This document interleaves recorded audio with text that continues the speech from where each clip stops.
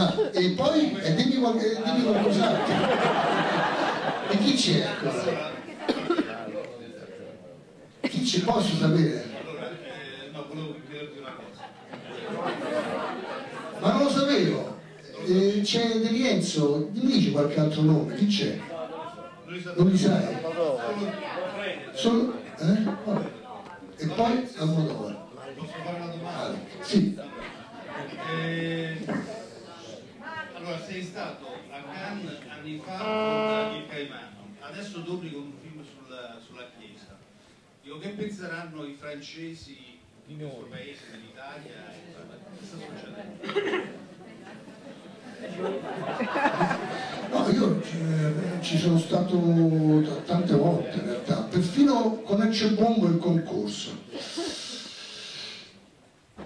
33 anni fa, e poi insomma diverse volte. E cosa pensavano i francesi dell'Italia? Non so, quello che vogliono, ma non è che aspettano un mio film per sapere qualcosa dell'Italia, insomma, se no... Speravo, no, io ci speravo, ma non mi aspetto mai nulla. L'ho saputo qui ora, ecco, insomma, quindi anzi pensavo, avevo letto che forse i film sarebbero stati 3,